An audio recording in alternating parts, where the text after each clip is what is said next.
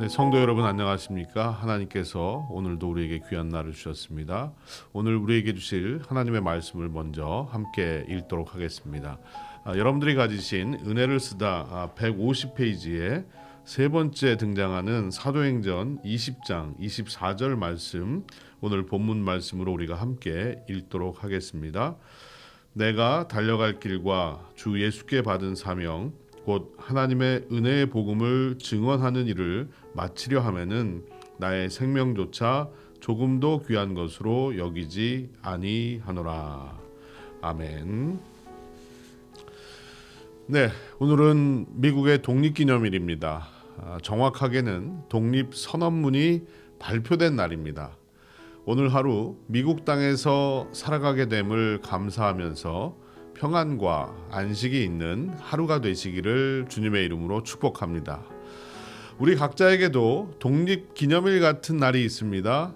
죄와 사망의 법에서 해방이 되고 자유를 얻은 구원의 날이 각자의 독립기념일인 겁니다. 그런데 우리의 독립은 우리가 가진 힘과 능력으로 쟁취한 것이 아니라 예수 그리스도의 십자가 은혜로 주어진 것입니다. 그래서 우리는 늘 나를 살리신 그 은혜를 기억하며 살아가야 하고 이 땅을 사는 동안 나에게 주신 사명에 헌신하며 살아가야 합니다. 이것이 우리에게 독립을 주신 이유이기 때문입니다. 여러분, 사도 바울 역시도 구원의 은혜와 복음 증거의 사명을 받은 자로서 이 땅을 열심히 살았습니다. 그는 자신이 받은 사명을 다하고자 이미 1차와 2차 선교 여행을 다 마쳤고요. 세 번째 선교 여행을 마무리해야 될 시간이 찾아왔습니다. 바울은 이 세 번째 선교 여행을 통해서 에베소에 약 3년간 머무르면서 아시아 복음화의 기초를 다졌고 다시 마게도냐와 그리스로 갔다가 오순절 전에 예루살렘에 도착해야 한다라는 계획을 가지고 있었습니다. 그래서 서두르다 보니까 에베소를 다시 가보고 싶었지만 일정상 에베소로 돌아갈 수가 없었습니다. 그래서 일단 에베소에서 남쪽으로 약 40마일 정도 떨어져 있었던 밀레도라는 항구 도시에 그곳에 도착해서 사람들을 에베소로 보냅니다. 그리고 함께 동역을 했던 에베소 교회 장로들을 이 밀레도로 초청을 해서 마지막 작별 인사와 부탁을 하는 장면, 그 장면이 바로 오늘 본문 말씀인 겁니다. 바울은 자신이 지금 예루살렘으로 가면 다시 볼 수 없을 것이라는 비장한 심정으로 자신이 지나온 사역들을 정리하고 그들을 격려하고 있습니다. 그래서 어떤 사람들은 이 본문이 에베소 장로들에게 했던 고별 설교라고 말하는 사람들도 있습니다. 바울은 이 마지막 설교에서 참으로 위대한 말을 남기게 되죠. 열정으로 달려왔던 자신의 사역을 통해 자신이 어떤 각오와 마음으로 살았고 또 어떻게 살 것인지에 대해서 말해주고 있습니다. 그리고 에베소 교회를 섬겨야 될 에베소 교회 장로들에게 믿음으로 도전을 하고 있었던 겁니다. 바울은 자신이 지금 예루살렘으로 가면 결박과 환난을 만나게 될 것임을 성령님을 통해서 들었습니다. 피하고 싶고 또 피할 수 있었습니다. 하지만 자신이 왜 예루살렘으로 돌아가야 하는가? 그곳에 가면 결박과 환난이 기다리고 있다는 것을 알면서도 왜 굳이 가야 하는가? 그 이유를 우리에게 설명하고 있습니다. 그 이유는 무엇일까요? 바로 주님께로부터 받은 사명 때문이라고 말합니다. 오늘 본문 24절을 한번 다시 보겠습니다. 내가 달려갈 길과 주 예수께 받은 사명 곧 하나님의 은혜의 복음을 증언하는 일을 마치려 하면은 나의 생명조차 조금도 귀한 것으로 여기지 아니하노라. 여러분, 바울의 이 고백이 위대한 사도 바울이니까 쉽게 나왔을 것이다 라고 생각하십니까? 아닙니다. 죽는 것을 알고 죽음을 향해 간다는 것은 누구에게나 간단한 일이 아닙니다. 십자가의 죽음 앞에 땀방울이 핏방울이 되도록 절규하면서 기도하셨던 예수님처럼 사도 바울도 기도했을 겁니다. 그러나 하나님이 주신 사명이 너무나도 소중하고 귀한 것이기에 그는 복음을 들고 죽음을 향해 끝까지 나아갑니다. 21장에 가보면 제자들이 가지 말라고 만류를 합니다. 그리고 아가보라는 전도자가 사도 바울을 만류를 했지만 그는 사명을 향해서 달려갑니다. 고든 맥도날드라는 목사님이 인간을 세 종류로 분류하신 것을 보았습니다. 그 세 종류가 어떤 사람들이냐? 첫째는 끌려다니는 사람입니다.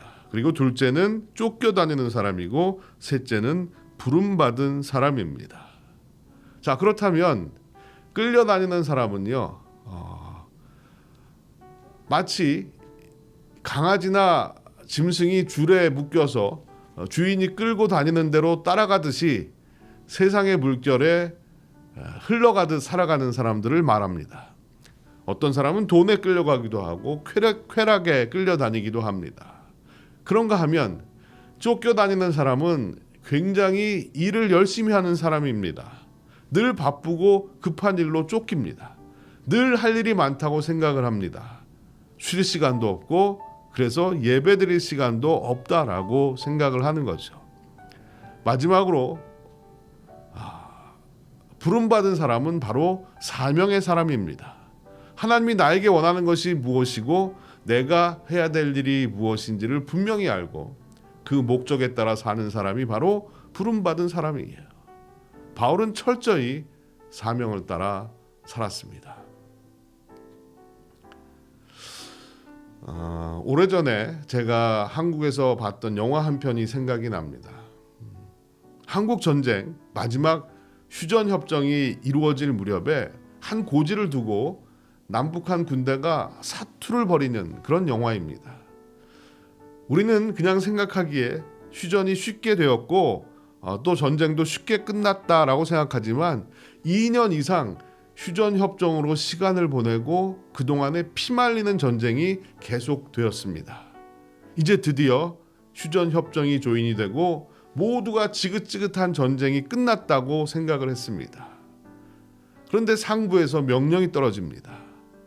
자정 12시부터 협정이 유효하니까 12시까지는 더 싸우라는 거예요.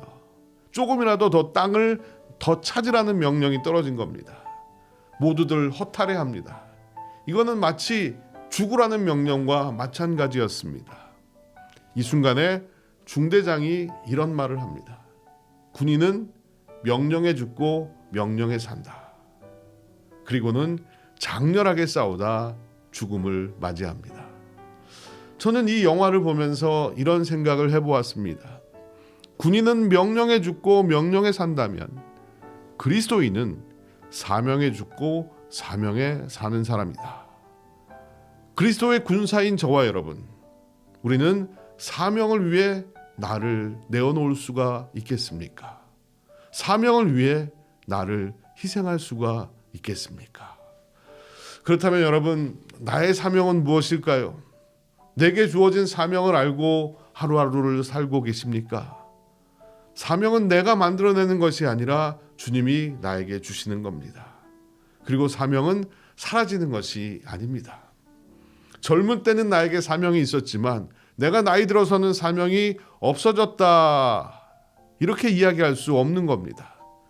연세가 드신 어르신들에게도 여전히 하나님이 주신 사명은 남아 있습니다. 그것을 모르는 사람은, 그 사명을 모르는 사람은 마지막 인생을 낭비하면서 살아갈 수밖에 없습니다. 내게 주신 사명 아직 찾지 못하셨다면 그 사명을 찾기 위해서 기도하시길 바랍니다. 그래서 그 사명을 끝까지 완수하시는 여러분들이 되시길 바랍니다. 사명을 다했던 바울은 디모데후서에서 자신의 삶을 마무리하면서 이런 고백을 하고 있습니다. 관제와 같이 벌써 내가 부음이 되고 떠날 기약이 가까웠도다. 내가 선한 싸움을 싸우고 나의 달려갈 길을 마치고 믿음을 지켰으니 이제후로는 나를 위하여 의의 면류관이 예비되었으므로 주 곧 의로우신 재판장이 그날에 내게 주실 것이니 내게만 아니라 주의 나타나심을 사모하는 모든 자에게니라. 의의 면류관이 예비되었다라는 당당한 고백을 하고 있습니다. 여러분, 이것이야말로 끝까지 사명을 따라 살았던 사람의 고백입니다.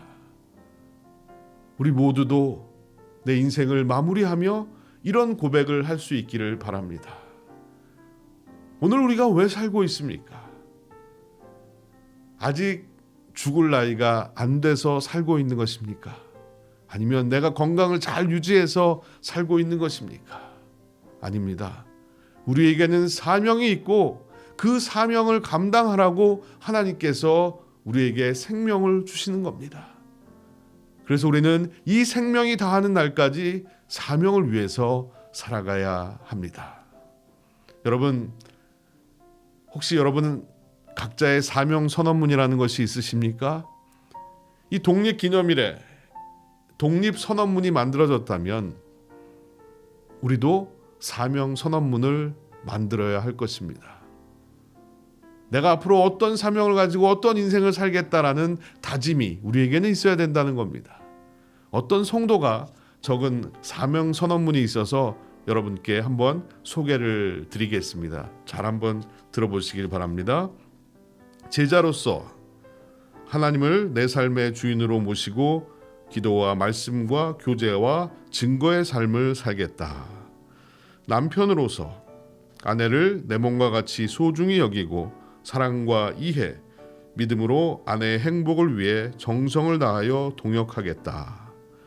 아버지로서 하나님과 이웃을 사랑하며 사랑받고 항상 정직하고 건강하며 올바른 생각과 감사하는 마음으로 꿈과 비전을 가진 가치 있는 인생을 살도록 돕겠다. 무엇보다도 내 소유가 아닌 청지기의 사명을 다하며 기도를 쉬지 않겠다. 아들, 사위, 형제로서 부모님의 은혜를 알고 넘치게 아낌없이를 원칙으로 용돈과 생활비를 드리고 성심껏 모시겠다. 형제들과는 그 자녀들까지 진실한 우애로 사심없이 봉사하겠다. 또 사업가로서 건실한 직업관으로 직장이 선교의 현장이며 나눔과 기쁨의 아름다운 공동체가 되도록 최선을 다하겠다. 친구, 이웃, 사회인으로서 선한 사마리아인처럼 주변을 돕고 건강, 교육, 환경 보호를 위해 아름다운 영향력을 증폭시키겠다. 집사, 순장으로서 교회 밖의 삶의 현장에서 파워 크리스찬으로 거듭나며 작은 목회자의 사명을 가지고 지체들을 잘 섬기겠다. 어떤 분이 적어놓은 사명 선언문입니다.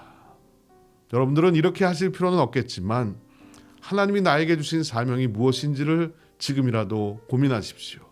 그리고 그 사명을 위해서 남은 인생을 달려가는 저와 여러분이 되었으면 좋겠습니다. 사명을 따라 사는 사람이 행복한 사람이고 사명을 따라 사는 사람에게 하나님이 은혜를 부어주실 줄로 믿습니다. 오늘 하루 또 이번 일주일 여러분들의 사명을 위해 달려갈 수 있는 복된 하루하루가 되시기를 주님의 이름으로 축원드립니다. 함께 기도하시겠습니다. 사랑과 은혜의 주님 감사합니다. 오늘 독립기념일을 맞아서 저희들에게 참 자유를 주시고 또 죄로부터 해방을 주신 하나님의 은혜를 생각합니다. 그리고 그 은혜를 기억하며 또한 저희들 사명을 따라 살기를 다짐합니다. 하나님, 우리에게 주신 사명이 무엇인지를 각자가 깨닫게 하여 주시옵시고 그 사명을 따라 살아갈 때 그것이 곧 행복이라는 것을 잊지 않게 하여 주시옵소서. 사명을 따라 사는 길이 쉬운 길이 아닐진데 하나님 저희들에게 더욱더 큰 은혜와 능력을 더하여 주시옵시고 저희들 사명을 따라 살아갈 때 세상이 줄 수 없는 기쁨과 또 세상이 줄 수 없는 평강으로 우리를 채워주시며 우리가 더욱더 담대하게 일어날 수 있도록 주님 우리를 사용하여 주시옵소서. 주님, 우리도 바울처럼 내가 달려갈 길을 모두 마쳤으니 의의 면류관이 내게 준비되어 있다라는 고백을 가지고 이 땅을 떠날 수 있게 주여 도우시고 역사하여 주시옵소서. 우리 성도들을 축복하여 주시옵소서. 감사드리며 예수님의 이름으로 기도드립니다. 아멘. 이 시간 이후부터는 여러분들이 가지신 각자의 기도 제목을 가지시고 더 깊이 하나님과 교제하시고 기도하시는 시간 되시기를 바랍니다.